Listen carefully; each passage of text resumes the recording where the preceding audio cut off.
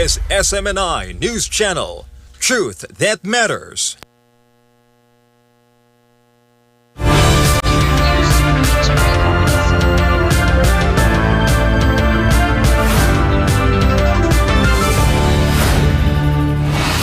In the headlines, we begin with a critical update from the United Nations as the Middle East teeters on the brink.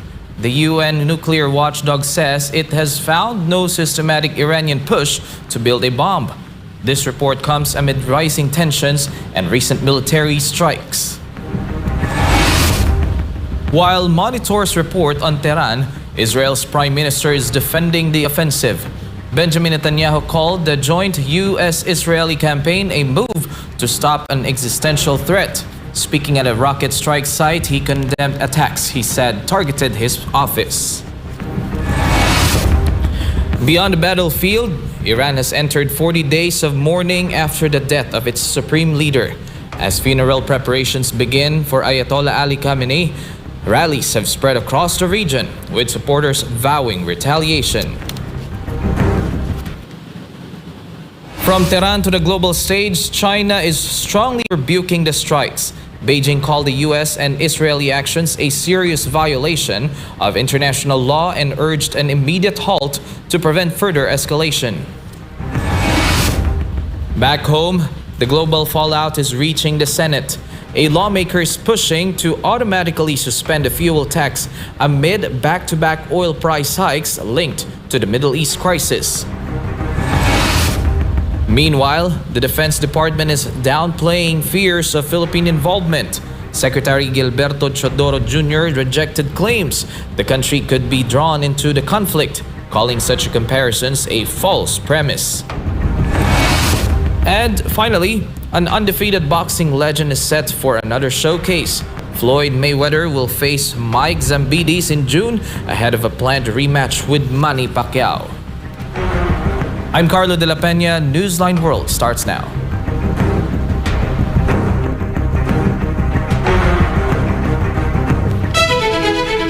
Amid rising tensions and recent military strikes, the United Nations nuclear watchdog says it has found no systematic effort by Iran to produce nuclear weapons. Daniela Paulite has the details. The International Atomic Energy Agency warns that any strike on nuclear facilities carries risks that extend far beyond the battlefield. At a Monday briefing in Vienna, IAEA Chief Rafael Grossi said inspections have not uncovered an organized weapons program. His comments came after questions about whether recent U.S. and Israeli strikes were urgent or justified. Grossi emphasized that while countries may act on their own intelligence assessments, the IAEA's findings are based strictly on on-site inspections and verification work. The agency has activated its incident and emergency response system following the military operations, but officials say there is no indication of major radioactive leakage at this stage. Still, Grossi cautioned that attacks on nuclear sites pose significant radiological dangers and could escalate the conflict further. He called on all sides to de-escalate and return to the negotiating table, saying a lasting agreement will be needed even after the fighting stops. Reporting for Newsline World, Daniela Paulite, SMNI News. Israeli Prime Minister Benjamin Netanyahu has declared that the U.S. joint Israeli offensive against Iran is an effort to protect all of humanity from an existential threat. Speaking from a site of a deadly rocket strike in Beit Shemesh, Netanyahu condemned Tehran's targeting of civilians just hours before or after Iranian forces claimed to have struck his own office. Almar Forzuelo has the details.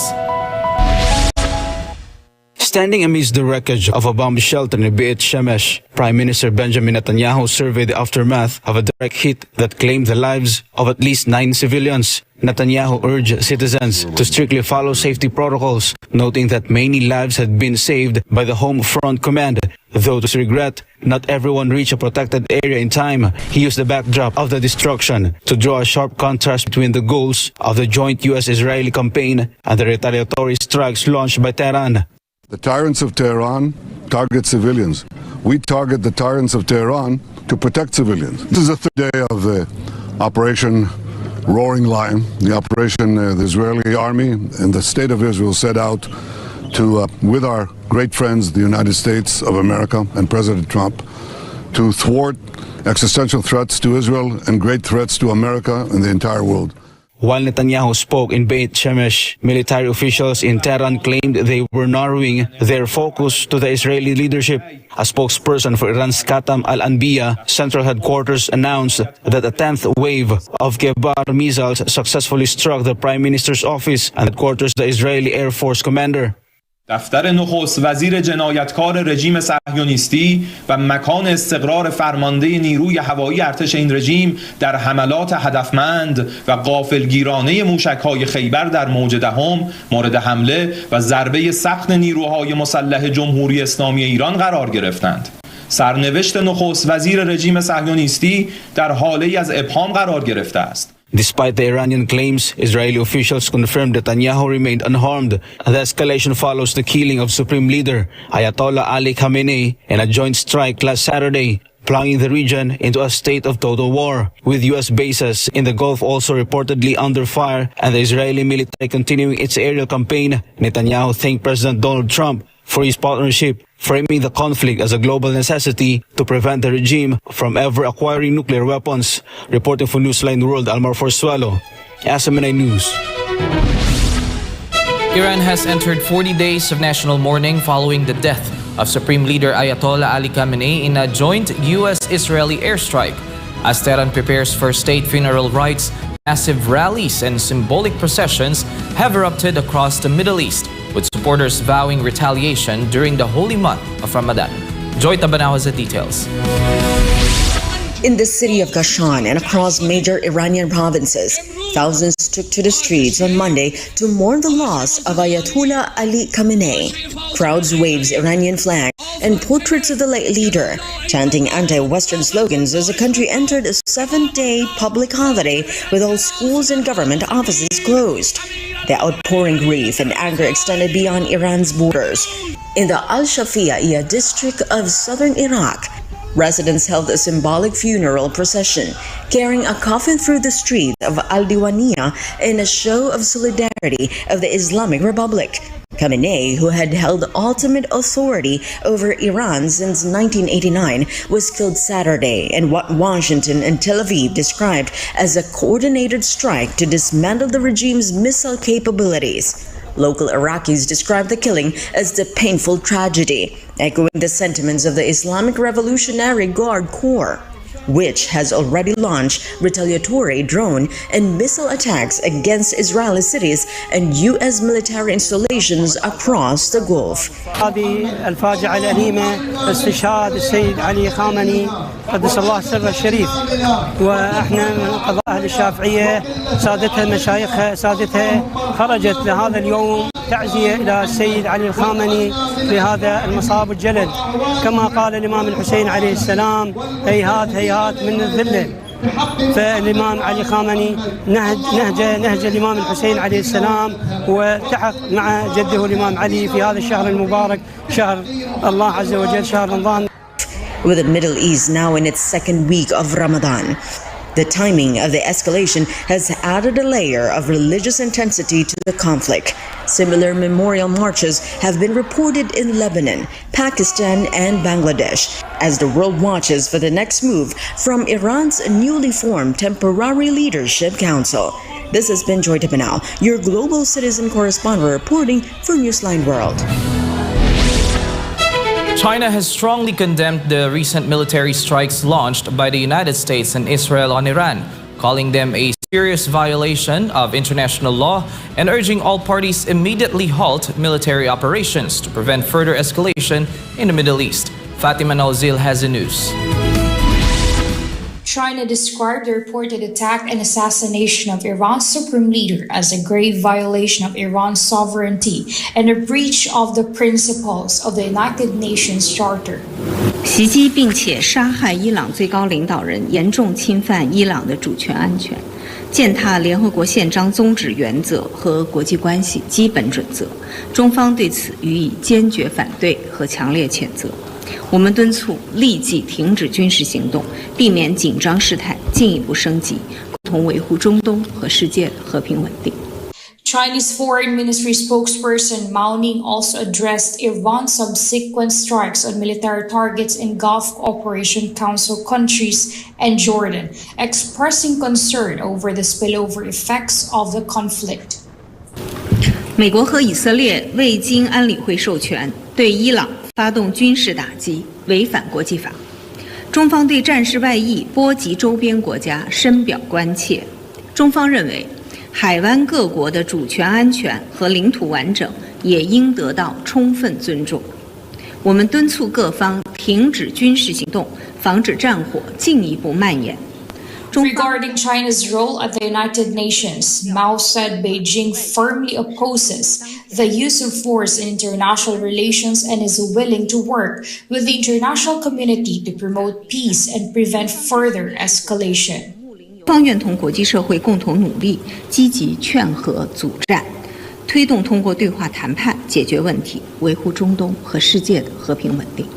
On the potential closure of the Strait of Hormuz, Mao warned that the waterway is a vital global trade and energy route, and maintaining its security and stability is in the shared interest of the international community. She urged all sides to avoid actions that could further harm global economic stability. As tensions continue to mount in the Middle East, China is positioning itself as a diplomatic voice, calling for restraint, dialogue, and return to negotiations to safeguard regional and global stability. Reporting for Newsline World, this has been Fatima Nauzil, SMNI News. Up next, the global fallout is reaching the Senate. A lawmaker is pushing to automatically suspend the fuel tax amid back-to-back oil prices hikes linked to the Middle East crisis.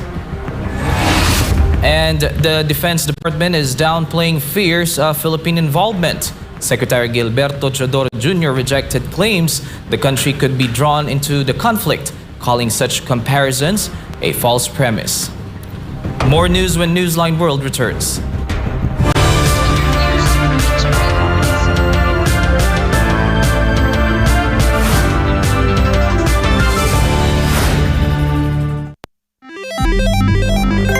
Isang pindot lang, pwede kang maka-jackpot. Mukhang masaya at easy money lang. Sa murang halaga, pwede ka na tumaya sa online gambling at e-casino apps. Mayroong sabong, slot machines, mahjong, poker at iba pa. Kailangan mo lang ng smartphone, e-wallet at internet. Pero ang aliw na ito, unti-unting nagiging bitag para sa mga Pilipino. Lalo na kung ang paborito mong artista o influencer ang mukha ng app. Mas madaling makaengganyo, diba? Parang safe naman kasi may kilalang mukha. Pero sa likod ng ngiti, sugal pa rin ang itinutulak. At syempre, mas madali ring itago ang pagkalulong sa bisyong ito. Walang pisikal na kasino o pasugalan. Walang kaharap, walang accountability. Kaya't mas lumalala ang adiksyon. Dagdag pa rito, maraming online gambling apps at walang regulasyon. Sa likod ng mga makukulay na interface at papremyo, nakatago ang problemang bumabalot ngayon sa bansa. Ang pagkalulong ng maraming Pilipino sa online gambling. Pwede maglaro kahit saan, kahit kailan, kahit sino, bata man o matanda, pwedeng malulong. Ayon sa mga eksperto, ang pagkakalulong sa online gambling ay nagdudulot ng matinding stress at anxiety, pagkakabaon sa utang, pagkawasak ng pamilya, pagkawala ng tiwala sa sarili. At tulad ng ibang bisyo, may mga senyales ito tulad ng hindi makapagpigil kahit walang pera, palihim na tumataya, pagpapabaya sa trabaho, pamilya o sarili. Sa bawat taya, may mga taong tunay na kumikita, mga malalaking negosyante at investors na negosyo ang bisyo ng masa. Para sa kanila, perang pumapasok lang ito. Pero para sa ordinaryong Pilipino, kabuhayan at relasyon ang nauubos. At ang masakit, tila matagal itong nahayaan. Hindi ito naging prioridad ng mga nakaupo sa taas. hanggang sa sobrang lumala at halos naapektuhan na ang buong komunidad. Ngayon, sa dami ng nalulung at sa laki ng pinsalang naidulot, saka palalong umugong ang mga panukalang batas para higpitan ng online gambling, gaya ng pagbabawal sa paggamit ng e-wallets para tumaya, pagtaas ng minimum bet, mas mahigpit na identity verification, pag-block ng mga illegal na gambling sites, at bawasan o ipagbawal ang mga ads na target ang kabataan. Maaari itong magmukhang laro lang, pero sa katotohanan, isa itong sugal sa kinabukasan. Ang kita na dapat sa mga pangunahing pangangailangan o ipon na uubos sa sugal. At sa mundo ng online gambling, mas madali kang matalo kaysa manalo. Huwag hayaang sugal ang magdikta sa iyong buhay. Isang paalala mula sa SMNI.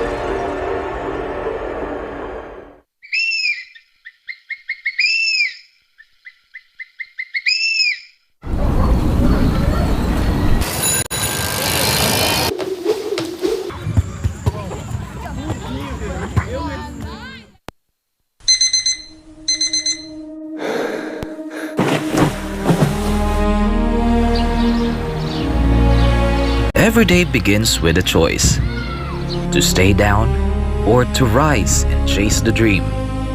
For athletes, success is not built overnight. It is shaped in silence long before the crowd arrives. When you become an athlete in any sport events like boxing, any kind of gymnastics, or any kind of triathlon, ganon. You are a runner, you are a marathoner, you are a boxer, you are an Olympic athlete. There's a lot of restrictions compared to a regular person who is not involved in any kind of sports. Restrictions are not punishment. They are preparation. For the athlete is nothing. It's their lifestyle. For the regular jando outside looking at you, parang naawa sila eh. Yung pagkain mo, puro healthy. It needs a lot of discipline for an athlete in a competition. The same is true in the spiritual life. The way is not wide. It is not easy. It is narrow. So, Jesus Christ also mentioned that in a very vivid statement when he said, the way to life is very narrow and very strict and very small. 89 kilograms, please. What the world calls restriction, the faithful call obedience. For us, there is no restrictions. That is so restricted enough that we cannot do it. And when it becomes our lifestyle, it's nothing. It's regular for us. Regular for us to be clean-minded, regular for us to be orderly, regular for us to be straightforward. Obedience, commitment, loyalty, dedication, repented in the sight of the Father. Because this life is a race. Are we in this life in a competition? Yes, very much. Because Paul said that also. They that run in a race run all, but one receives the prize.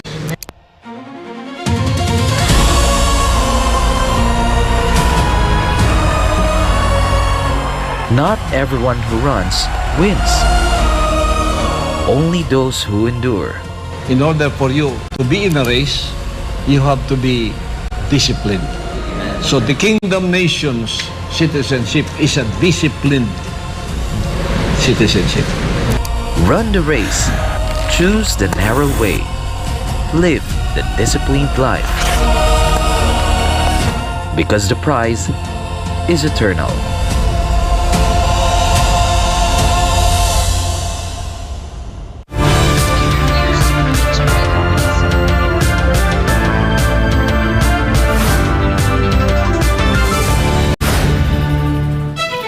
Amid consecutive oil price hikes and the threat of another major increase due to the conflict in the Middle East, a Philippine lawmaker is pushing for a proposal in the Senate for the automatic suspension of the fuel tax to ease the burden on consumers.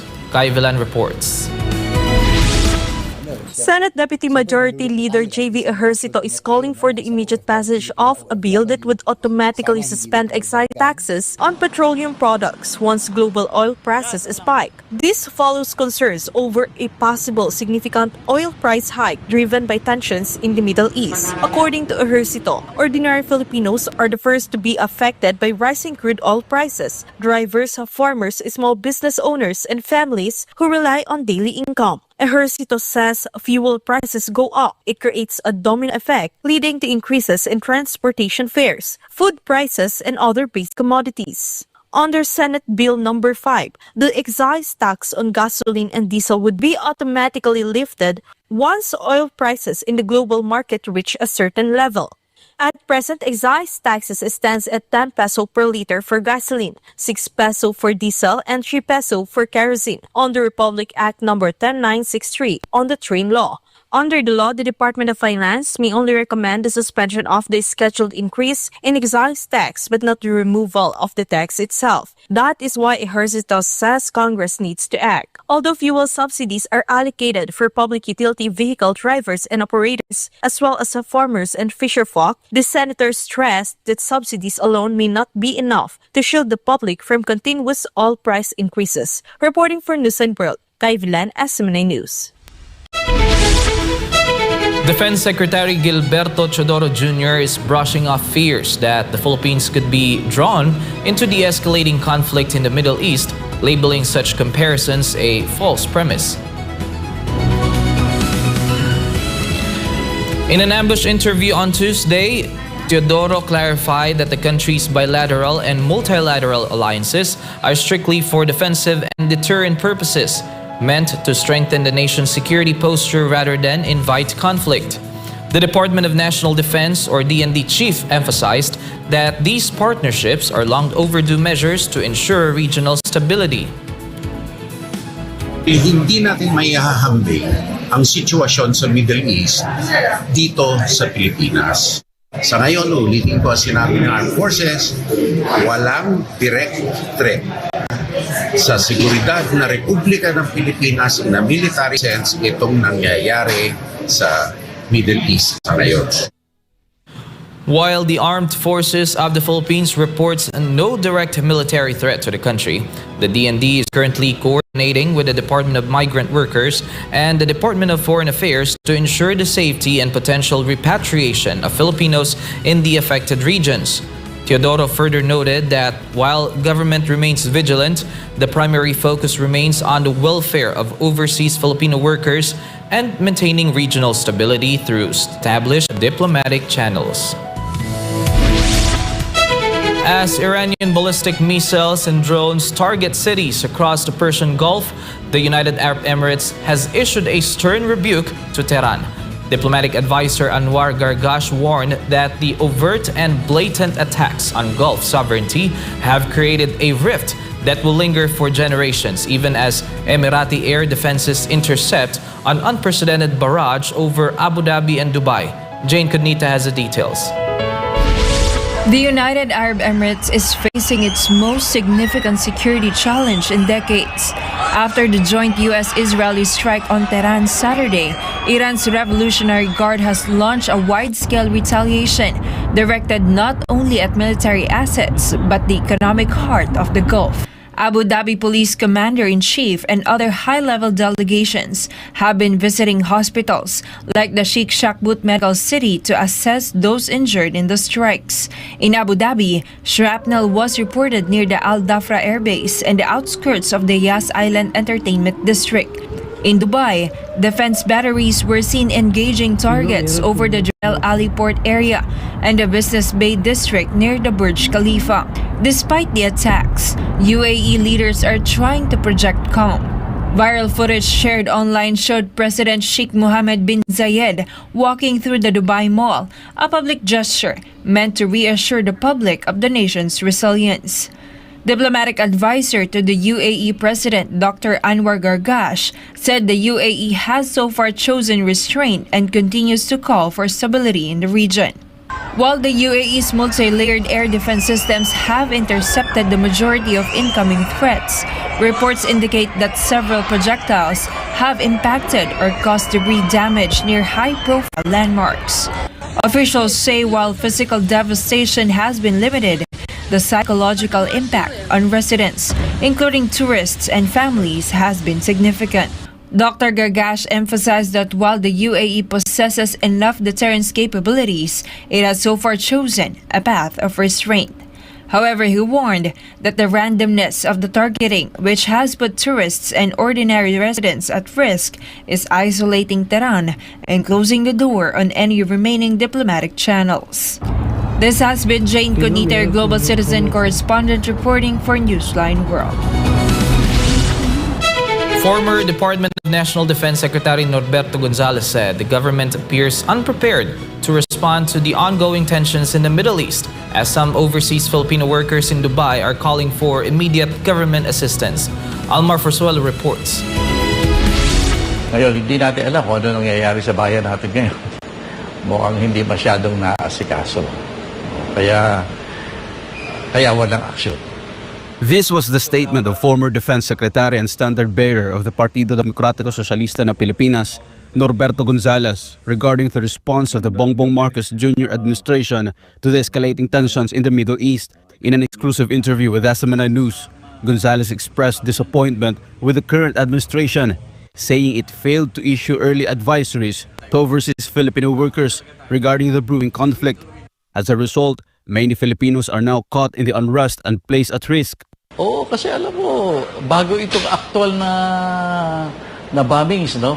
Na ginawa ng Israel at saka ng Amerika, ilang linggo na yan na nakikita natin na pumuposisyon na yung aircraft carriers ng Amerika. Naghahanda ang Israel. Alam ng buong mundo na may mangyayari dyan. Kaya dapat pinaghahandaan, lalo na tayo. Kasi ang dami nating mga kababayan sa mga lugar na yan Dapat yan, preemptive tayo Dapat nagsimula na tayo mag-prepare kaagad. Pero ewan ko lang, hindi natin nabasa sa mga news. Kaya pati sa mga social media, hindi natin nakita na naghahanda ang gobyerno natin. Meanwhile, OFWs have expressed concern. Sa ngayon, wala akong naririnig na tulong sa government. Wala akong balita Medyo nakakatakot ngayon kasi pati ngayong umaga kasi may narinig kami mga sumasabog ngayon dito. Kaya medyo nakakatakot din ngayon lumabas. Sa ngayon wala pa. Gonzales also emphasized that government expenses increase whenever it responds late to problems instead of acting early. Importante at yung ating talagang unique na sitwasyon ng ating bansa, may mga Pilipino sa lahat ng panig ng daigdig. Kaya dapat, yun ang isa sa mga rekomendasyon ko nung umakandidato ako. Kailangan mapagmasid tayo na gusto ko ano mga mangyayari, mga importanteng development sa buong mundo. Kasi kailangan preparasyon. Hindi tayo basta-basta kikilos. Habang nalilate ka sa reaction, lalong lumalaking gastos mo. At lalong nagiging mapanganib para sa mga kababayan natin. OFWs are appealing to the government for preparedness measures. Siguro, ang mensahe ko lang kung aabot talaga sa yung parang matinding kaguluhan, siguro yung mga shelter ng mga Pilipino, yung mga pagkain, or para ready. At yung mga for in case of emergency, yung talagang mga shelter. Sa ngayon, masasabi ko ngayon, sana meron na tayo na, kunyari, nakabang na tulong galing sa Philippine na sa halimbawa, kung meron ng sakuna dito sa Dubai, sana meron tayo na nakabang na shelter para sa ating mga kababayan, mga abang na tulong, na pagkain, ganyan. At kung sakali, kung pwede man tayo makauwi ng Pilipinas, meron silang nakahanda sasakyan para sa atin pag-uwi ng Pinas. Authorities have yet to issue an official statement regarding the concerns raised as tensions in the Middle East continue to unfold. Reporting for Newsline World, Almar Forsuelo, SMNI News. Philippine congressmen clashed during the hearing of the House Committee on Justice on the impeachment case against Vice President Sara Duterte. The reason for the exchange in this report by MJ Mondehar. there have been allegations that some members of Congress nakatanggap ng envelope, nakatanggap ng maleta, ito'y naibigay kung hindi sa opisina, sa townhouse. Quezon City Representative Bong Suntay raised the issue of alleged suitcase deliveries of money reportedly used to bribe some members of Congress. This was based on the notarized affidavit of 18 former Marines, former employees of resigned Congressman Zaldi Co, who allegedly acted as couriers of the suitcase deliveries of money intended to pay certain high-ranking government officials. However, when Suntay attempted to further raise the expose, this is what happened. No, let me finish. There's you a will point have your of turn. order, This is bearing. This is not an allusion to prejudge the veracity of the allegation. Honorable Suntay, there is a point of order. This is also a point of order. The highest hierarchy among all the motions. Madam Chair, this is very relevant because we are... Please, Honorable Suntay, please wait until he finishes with his point of order. Congressman Suntay was unable to continue his explanation after his microphone appeared to have been turned off. For one congressman, Suntay's statements appeared to carry malice and were directed against the House of Representatives. My understanding of what he's stating today is that he's probably accusing members of Congress, members of the House Committee on Justice, as receiving payments. In an exclusive interview with SMNI News, Suntay explained why he brought up the expose during the committee hearing. Well, alam mo, napaka-importante na. If we want to have an impartial hearing, then dapat pati yung mga miyembro na uupo doon na magde-decide kung at boboto tungkol sa impeachment ni VP Sara, magiging impartial rin. Congressman insisted that it was not the only former Marines who implicated members of Congress in the alleged bribery. In fact, the lawmaker insisted that Navotas Representative Toby Tiangco himself had previously stated that alleged bribery took place when the House of Representatives impeached Vice President Sara Duterte in 2025. He also clarified his true motive in discussing the Maleta expose. Hindi naman natin hinuhusgahan yung aking mga kasamahan doon. But of course, gusto lang natin mabigyan sila ng pagkakataon. That if they feel that they have been compromised or they might be compromised, mag-inhibit na sila. Or mag-recluse na sila. Itong nangyari pong sagutan ninyo with Congressman Vidon, ito po yung malaking patunay na yung issue sa maleta, issue sa sobre ay nakararating po dyan sa House of Representatives. Hindi po nila maididinay na wala silang kaalaman dahil kayo po mismo nag-brought up at ganun po nangyari, naging sagutan, sir. At last, sir, ano po mensahe ninyo sa taong bayan, sa masang Pilipinong sumusubaybay sa mga issue ngayon? Alam mo, MJ, kaya ka nagugulat ako ba't masyado silang affected. It's the risk kung hindi totoo yung mga paratang, then they should not be affected. They should not be defensive on that particular point. Kaya yung sa akin lang, sa ating mga kapwa Pilipino, now, if we want to ferret out the truth, then let's work together and hold people accountable. Reporting for Newsline World, this has been MJ Mondeja, SMNI News. Airports are closed, flights are dangerous, and even land routes pose serious risks. These are among the challenges facing the government in its planned evacuation of overseas Filipino workers or OFWs in the Middle East. President Ferdinand Marcos Jr. announced that 1,416 Filipinos in the region have requested repatriation. Cresilin Catarong reports. In a press conference held at Kalayaan Hall in Malacanang Palace on March 3, President Marcos said bomb continues in various parts of the Middle East, with missile and airstrikes expanding to more areas. Tensions continue to escalate between Iran and Israel, with reported participation of the United States. In this connection, Marcos admitted that the government is facing major challenges in its plan to evacuate overseas Filipino workers from affected areas after several designated evacuation routes were closed due to continuous bombardment. The president said the government had prepared routes to extract Filipinos from danger zones, but some of these are no longer usable. He added that bringing Filipinos home is difficult because most airports in the region are closed and considered no-fly zones. Marcos emphasized that flying aircraft into an active combat area is extremely risky.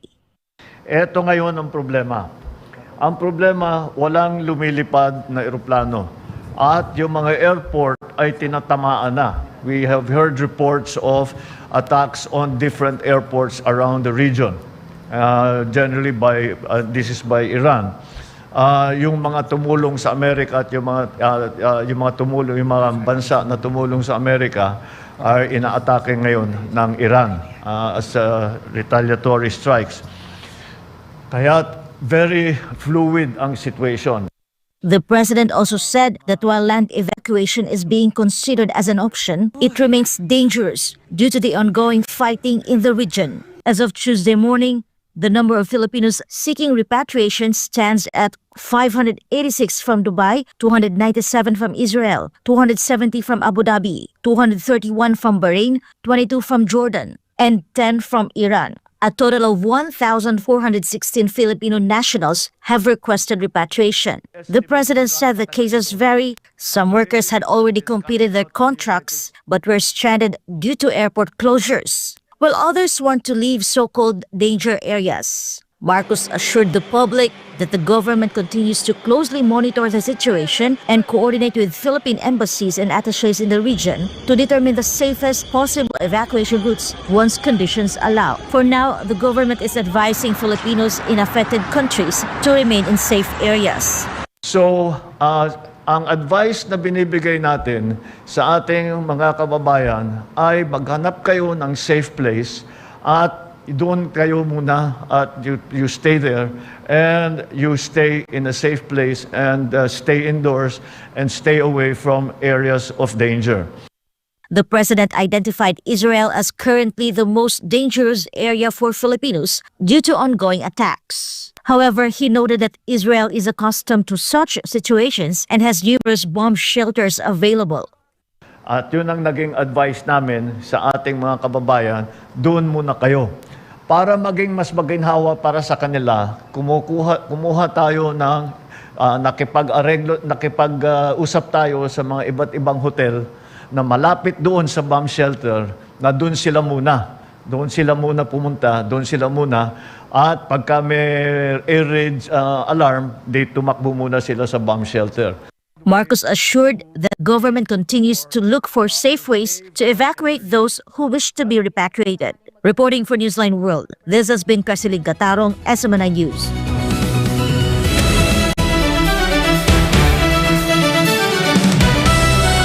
Milwaukee Bucks star Giannis Antetokounmpo is listed as questionable for Monday's game against the Boston Celtics as he nears a return from a right calf strain. Meanwhile, Floyd Mayweather will face Greek kickboxer Mike Zambidis in an exhibition bout of this June as part of his build-up to a high-profile rematch with Manny Pacquiao.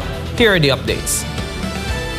With the Bucks fighting to break into the Eastern Conference play-in picture, the possible return of Giannis Antetokounmpo could provide a crucial late-season boost. The two-time MVP has not played since January 23 when he strained his right calf in a 102-100 loss to the Denver Nuggets. The same injury also sidelined him for 3 weeks in December. Antetokounmpo has missed a career-high 29 games this season, 23 of them due to calf strains. Milwaukee holds a 15-15 record with him in the lineup and an 11-18 mark without him. Despite his absence, the Bucks managed an 8-2 stretch from February 3 to 25, but have since dropped their last two games by a combined 52 points, including a 120-97 loss to the Chicago Bulls, where they were outscored 33-8 in the fourth quarter. The Bucks currently sit 11th in the Eastern Conference standings, 3 games behind 10th place Charlotte. Teams finishing 7th through 10th advance to the play-in tournament to compete for the final 2 playoff spots. Milwaukee is aiming to secure its 10th straight postseason appearance.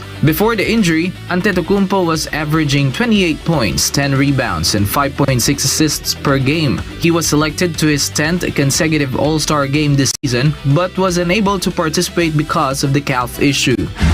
Meanwhile, as he prepares for his long-awaited rematch with Manny Pacquiao in September, Mayweather has scheduled a tune-up exhibition fight in Athens, Greece. The 49-year-old former 5-weight world champion will take on 45-year-old kickboxing veteran Mike Zambidis, who owns a 157-24 record with 87 knockouts. Zambides last fought officially in 2015. Mayweather recently announced he would come out of retirement for a fourth time. His last professional boxing match was in 2017 when he stopped MMA star Conor McGregor in the 10th round. The exhibition comes ahead of Mayweather's rematch with Pacquiao on September 19 at the Sphere in Las Vegas. The bout, sequel to their 2015 Fight of the Century, will be streamed live on Netflix.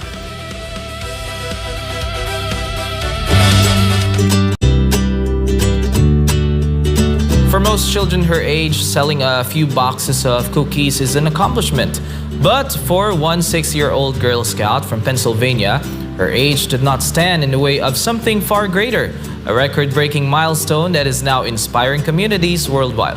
Stella Maris has a story.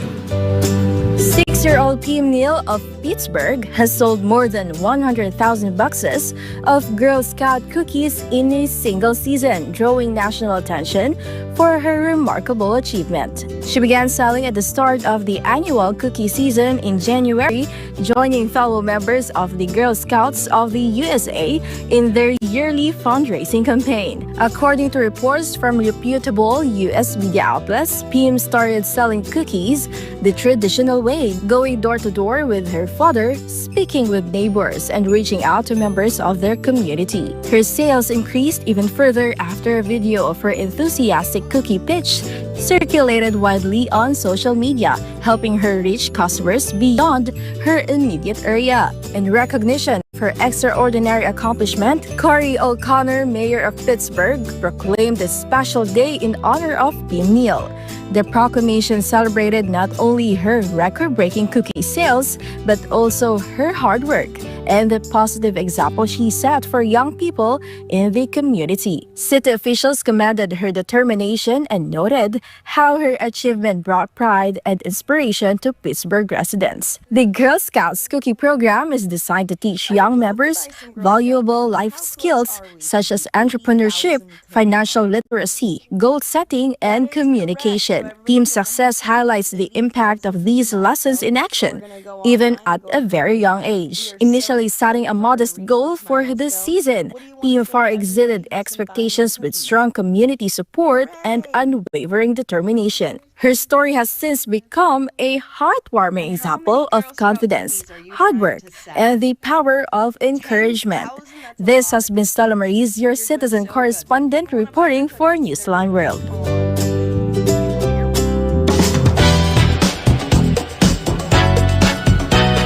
Irish actress Jessie Buckley won Outstanding Performance by a Female Actor in a Leading Role at the 2026 Actor Awards for Hamnet. Kim Soo-yoon may return to K-drama as the long-delayed Disney Plus series Knockoff targets a 2026 release. Harrison Ford received the Life Achievement Award, delivering an emotional speech at the Los Angeles ceremony. Kai Villan has all the latest buzz.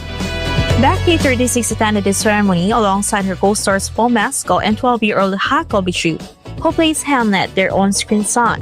The trio shared the spotlight as they sat together. During the star-studded evening, the careworn actress dazzled on the red carpet in a striking black and white Balenciaga gown, while young Huckabee complimented the glamorous scene with a sparkly gold blazer, making it a memorable night for the cast. Buckley's win adds to her growing list of accolades, highlighting her acclaimed portrayal in Hamnet and cementing her status as one of Ireland's most celebrated acting talents. The black comedy starring Joe Boa was originally scheduled to premiere in April 2025. However, allegations surrounding Kim led the creators to put the series on indefinite hold, eventually postponing the release in March of last year. Industry insiders say that the production team is now finalizing plans for the show's launch, signaling a potential comeback for Kim Soo-yoon after the controversy. Fans of the actor and the series are eagerly awaiting an official announcement. If confirmed, Kim's return with Knockoff would mark a significant moment for both his career and the Korean drama industry, offering audiences a chance to see him back on screen in a highly anticipated role. The 83-year-old Hollywood icon Harrison Ford attended the ceremony. formerly known as the SAG Awards, which serves as the last major awards event before the Oscars. The award celebrates performers who embody the finest ideals of the acting profession, a distinction previously held by stars such as Jane Fonda, Barbara Streisand, and Sally Field. Peers and fans praised Ford's remarkable career, spanning decades, highlighting his unforgettable roles and his influence on generations of actors. The emotional moment underscored the significance of the accolade and Ford's enduring legacy in the film industry. As the entertainment world looks ahead to the Oscars, Ford's lifetime honor reminds audiences and fellow performers alike of the artistry, dedication, and impact that define a true Hollywood legend. That's the latest showbiz news update. Kai Villan, SMNI News.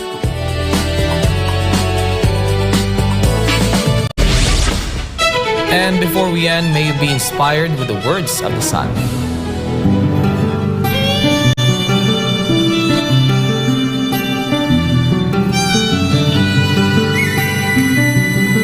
Humility and sincerity are what counts in the character of a man.